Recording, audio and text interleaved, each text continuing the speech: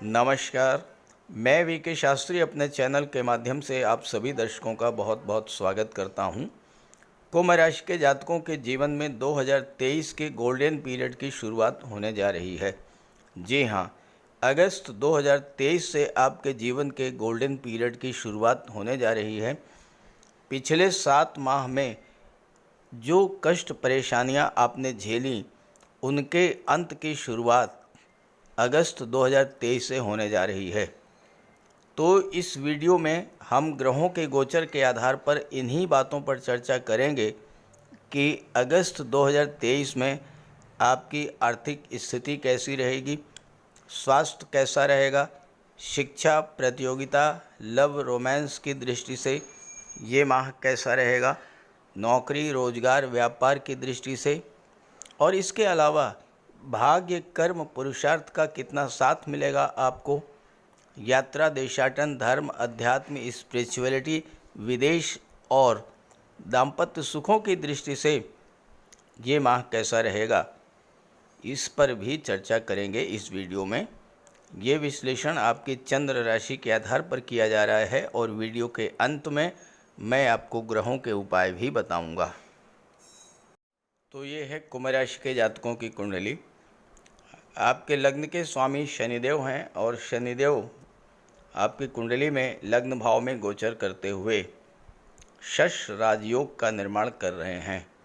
शनिदेव वक्री हैं इस समय और वक्री अवस्था में 12वें भाव का भी फल प्रदान करेंगे। गुरु का गोचर राहु के साथ कुंडली के पराक्रम भाव में है।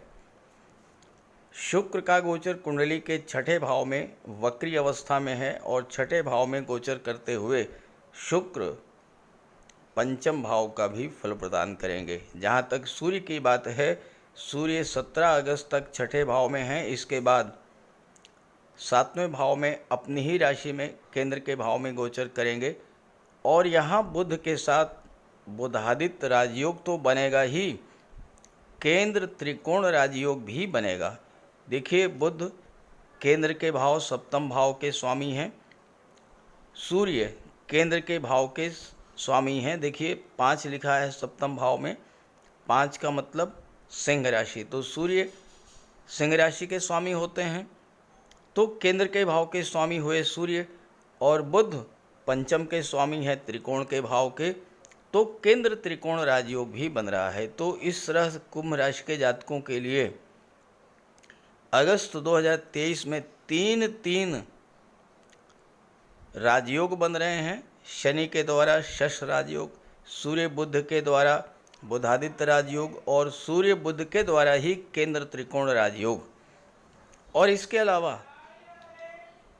मासिक राशिफल की हम बात करें अगस्त की, तो 3 ग्रह आपकी कुंडली में वक्री हैं अगस्त के महीने में। शनि वक्री चल रहे हैं, शुक्र वक्री चल रहे हैं और बुध भी 24 अगस्त को वक्री हो जाएंगे। जहाँ तक मंगल की बात है, मंगल 19 अगस्त तक सप्तम में रहेंगे। इसके बाद अष्टम भाव में गोचर करेंगे, केतु भाग्य भाव में गोचर कर रहे हैं। तो ये तो है अगस्त माह का ग्रह गोचर। देखिए, जीवन में जब अच्छा समय आने वाला होता है तो ग्रहों का गोचर कुछ इस प्रकार का हो जाता है कि जिससे आपके जीवन की परेशानियों का अंत होने लगता है और जीवन में खुशियों की बरसात शुरू हो जाती है। हालांकि पिछले 6-7 माह में ग्रहों का गोचर कुछ इस प्रकार का रहा है कि आपको जीवन के हर मोर्चे पर संघर्ष करना पड़ा होगा, कष्ट ही मिले होंगे। धन की दृष्टि से, स्वास्थ्य की दृष्टि से पिछले 6-7 माह ज़्यादा अच्छे नहीं गुजरे होंगे। फाइनेंशियल क्राइसिस की स्थिति से गुजरे होंगे आप। एक एक पैसे के लिए संघर्ष करना पड़ा होगा। पैसा या तो मिला ही नहीं होगा और अगर धन आया भी होगा तो जितना आया होगा उससे ज़्यादा खर्च हो गया होगा और हो सकता है आपको कर्ज भी लेना पड़ा हो।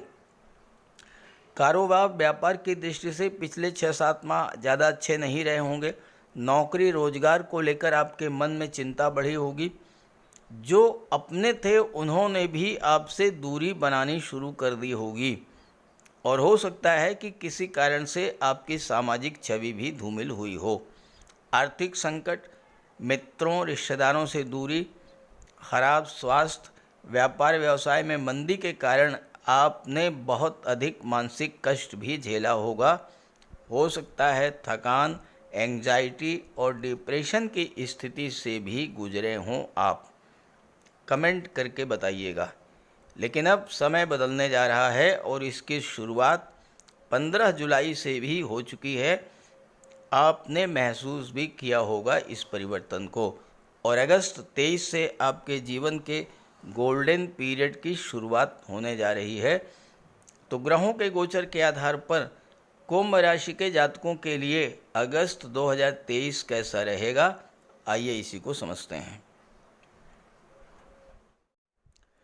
देखिए, किसी भी राशि का मासिक राशिफल उन ग्रहों के गोचर पर निर्भर करता है जो लगभग एक माह में राशि परिवर्तन कर लेते हैं।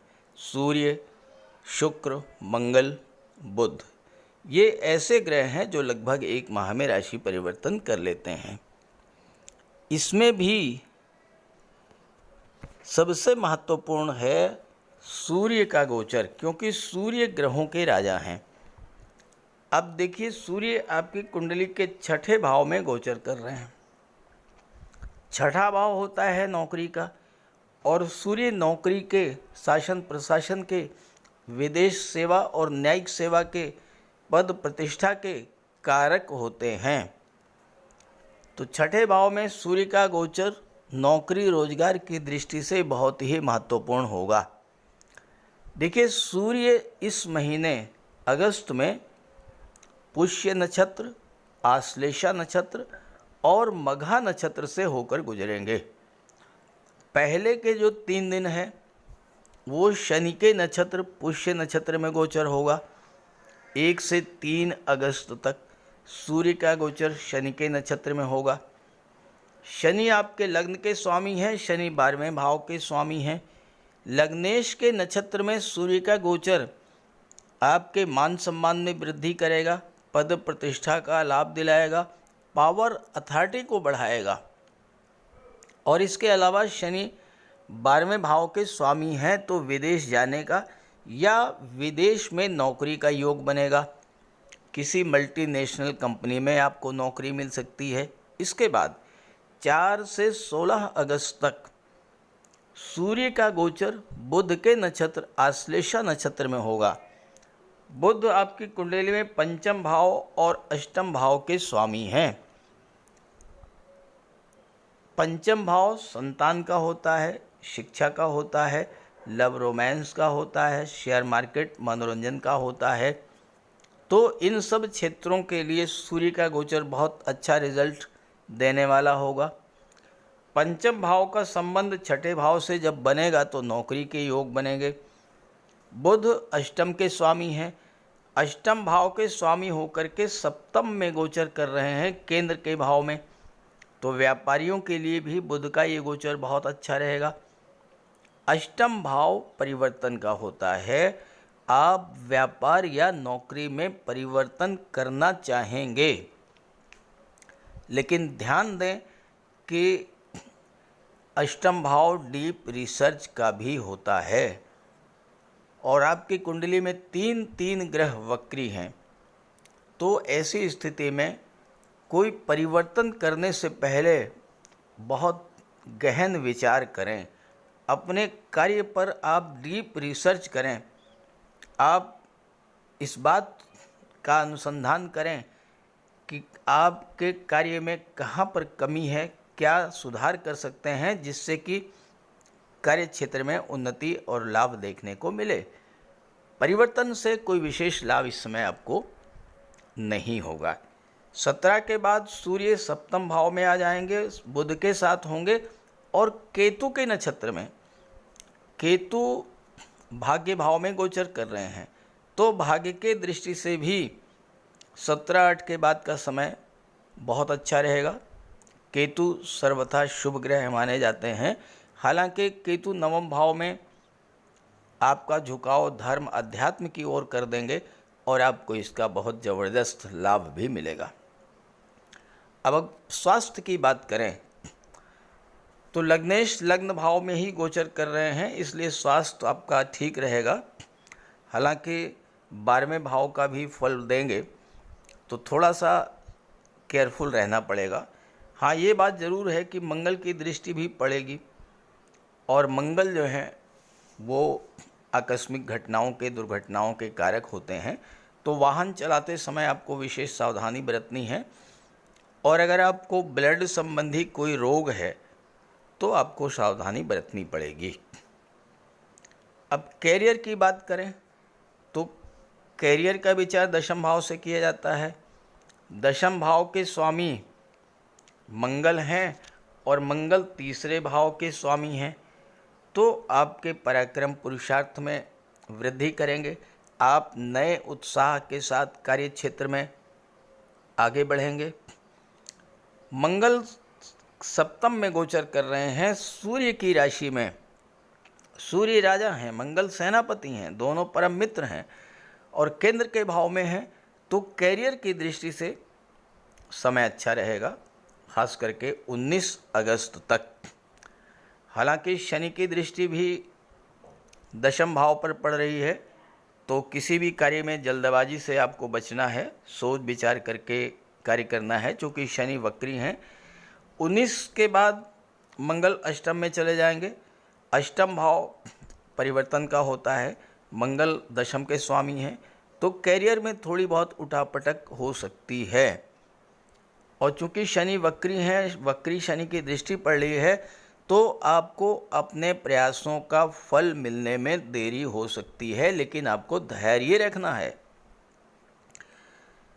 19-8 को जब मंगल अष्टम में आ जाएंगे तो मंगल की दृष्टि एकादश भाव पर पड़ेगी, अपने मित्र गुरु की राशि पर, तो आपको medical, surgery, games, sports, engineering या टेक्नोलॉजी के क्षेत्र से लाभ मिलेगा। यहाँ पर मंगल अष्टम में है, अष्टम भाव गुप्त धन का होता है, तो गुप्त धन आपको प्राप्त हो सकता है। इनहेरिटेंस से कोई प्रॉपर्टी मिल सकती है, पैतृक संपत्ति मिल सकती है, लॉटरी से, शेयर से, इंश्योरेंस के क्षेत्र से लाभ मिल सकता है। गवर्नमेंट रिटायर्ड पर्सन है तो आपको बीमा, फंड, ग्रेच्युटी, इन सब चीज़ों का लाभ मिल सकता है। दूसरे भाव पर दृष्टि डालेंगे तो धन की प्राप्ति होगी, लेकिन ध्यान रहे कि मंगल अष्टम में है तो चोट चपेट, एक्सीडेंट से सावधान रहना है।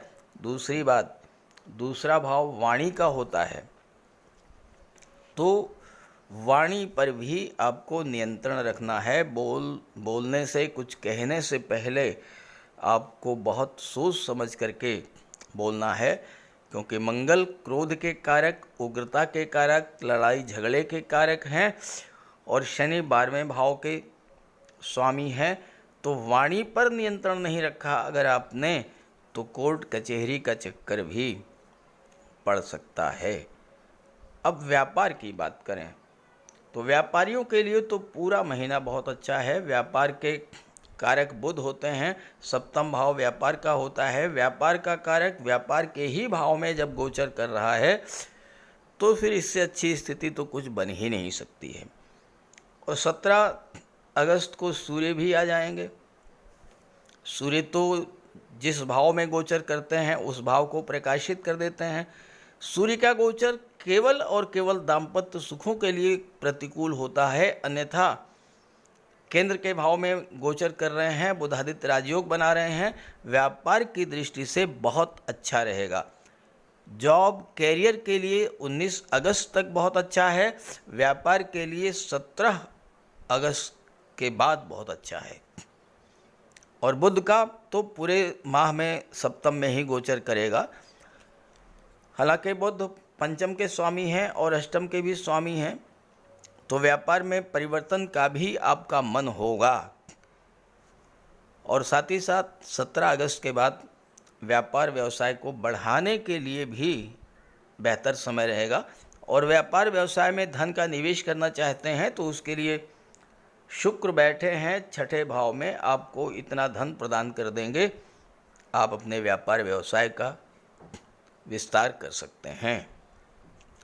लव रिलेशंस की बात करें तो तीसरे भाव का स्वामी सातवें भाव में गोचर कर रहा है, पंचम सप्तम का संबंध बन रहा है, इससे अच्छी स्थिति बन ही नहीं सकती है। लव रिलेशंस में प्रगाढ़ता आएगी, लव मैरिज के प्रबल योग बनेंगे।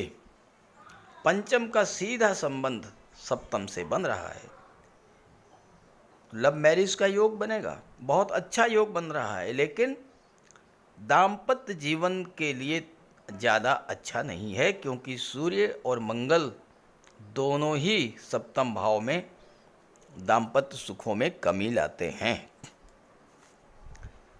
धन की बात करें तो धन का विचार दूसरे भाव से, लाभ का विचार एकादश भाव से, और दोनों के स्वामी हैं देवगुरु बृहस्पति और राहु के साथ हैं। तो वैसे तो राहु का कोई विशेष प्रभाव नहीं है, फिर भी थोड़ा अप डाउन लगा रहेगा, लेकिन राहु अचानक से धन प्राप्ति का योग बना देंगे और तीसरे भाव की चीज़ों से आपको धन मिलेगा। टूर एंड ट्रेवल्स के क्षेत्र से, मार्केटिंग के क्षेत्र से, यात्राओं से आपको लाभ मिलेगा, ऑनलाइन बिजनेस, ऑनलाइन प्लेटफॉर्म से, सोशल मीडिया से, इन सब क्षेत्रों से आपको लाभ की प्राप्ति होगी। धन के सबसे बड़े कारक हैं शुक्र, और शुक्र का गोचर छठे भाव में है, शुक्र की दृष्टि 12वें भाव पर है, तो विदेश से धन प्राप्ति होगी, विदेश यात्राओं का योग बनेगा। शुक्र वक्री हैं तो पंचम का भी फल देंगे, तो पंचम भाव यानी कि संतान से आपको धन की प्राप्ति होगी। आपकी संतान को कोई नौकरी मिल सकती है, या आपकी संतान कोई स्वतंत्र व्यापार व्यवसाय शुरू कर सकती है और इससे आपको लाभ होगा। लव रिलेशन से आपको धन की प्राप्ति होगी। शुक्र प्रेम के ग्रह हैं, तो आपका लगाव पंचम भाव और छठे भाव की चीज़ों से बढ़ेगा। संतान से लगाव बढ़ेगा, आप अपनी संतान के लिए कुछ करने की सोचेंगे, उसकी नौकरी के लिए, उसके व्यापार व्यवसाय के लिए, कैसे आपकी संतान अपने पैरों पर खड़ा हो, उसके लिए आप सोचेंगे। इस गोचर काल में संतान के विवाह के बारे में सोचेंगे, शिक्षा के बारे में सोचेंगे। पंचम भाव लव रिलेशंस का होता है, तो प्रेमी प्रेमिका के बीच आकर्षण बढ़ेगा। गुरु पराक्रम भाव में है, तो पैसे कमाने के लिए आपको हार्ड वर्क तो करना ही पड़ेगा। और आपके राशि के स्वामी शनि हैं, तो शनि परिश्रम के कारक होते हैं, तो हार्ड वर्क तो करना ही पड़ेगा, इसमें कोई दो राय नहीं है। कम्युनिकेशन के क्षेत्र से, मीडिया के क्षेत्र से आपको धन मिलेगा। डांस है, ड्रामा है, म्यूज़िक है, ट्रेवल है, लेखन है, काव्य है, इन सब क्षेत्रों से आपको धन मिलेगा। सबसे बड़ी बात यह है कि गुरु की दृष्टि भाग्य के भाव पर पड़ रही है, और भाग्य भाव में केतु का गोचर है। गुरु आध्यात्म की ओर ले जाते हैं, केतु भी आध्यात्म की ओर ले जाते हैं, तो भाग्य का आपको सपोर्ट मिलेगा। धर्म अध्यात्म में रुचि बढ़ेगी। उच्च शिक्षा के लिए विदेश जा सकते हैं। हालांकि राहु के प्रभाव से भाई बहनों से थोड़ा मतभेद बढ़ सकता है, लेकिन आपको गुरु और पिता से तो बना करके रखना ही होगा। जहाँ तक प्रॉपर्टी और वाहन की बात है, तो इसके स्वामी हैं शुक्र, और शुक्र जो हैं छठे भाव में बैठे हैं, पंचम का भी फल दे रहे हैं, विदेश भाव पर दृष्टि डाल रहे हैं, और शुक्र प्रेम के ग्रह हैं, तो चौथे भाव से आपका लगाव बढ़ेगा, माता से स्नेह बढ़ेगा, मातृभूमि से आपका लगाव बढ़ेगा। घर की सुख सुविधा के साधनों को बढ़ाने में आपकी रुचि बढ़ेगी, और हो सकता है कि आप नया मकान, नया वाहन या कोई फ्लैट वगैरह भी खरीद सकते हैं। तो इस तरह से कुंभ राशि के जातकों के लिए अगस्त 2023 से गोल्डन पीरियड की शुरुआत हो चुकी है। केवल मंगल से थोड़ा आपको सावधान रहना है, और इसके अलावा आपके जीवन में जिस ग्रह की महादशा या अंतर्दशा गतिमान है, उस ग्रह का आप उपाय कर लीजिएगा। तो बात करते हैं उपायों पर। किसी भी जातक की कुंडली में बनने वाले राजयोगों का संपूर्ण लाभ उसे तब मिल पाता है जब राजयोग बनाने वाले ग्रह कुंडली में मजबूत स्थिति में हों। और ज्योतिष शास्त्र में ग्रहों को बल प्रदान करने के लिए उपायों की व्यवस्था की गई है। तो अगर आपकी जन्म कुंडली में राजयोग बनाने वाले ग्रह कमज़ोर स्थिति में हैं, अंश बल से कमज़ोर हैं, तो ग्रहों का उपाय ज़रूर कीजिए। इससे ग्रहों को बल प्राप्त होगा और आपको राजयोग का संपूर्ण लाभ प्राप्त हो पाएगा। सबसे पहले मंगल की बात करते हैं। इसके लिए बजरंगबली की उपासना कीजिए, हनुमान जी की आराधना कीजिए, हनुमान चालीसा का पाठ कीजिए, हनुमान जी के मंदिर में जाकर के उनके चरणों में बैठिए और उनके चरणों का सिंदूर अपने मस्तक पर धारण कीजिए।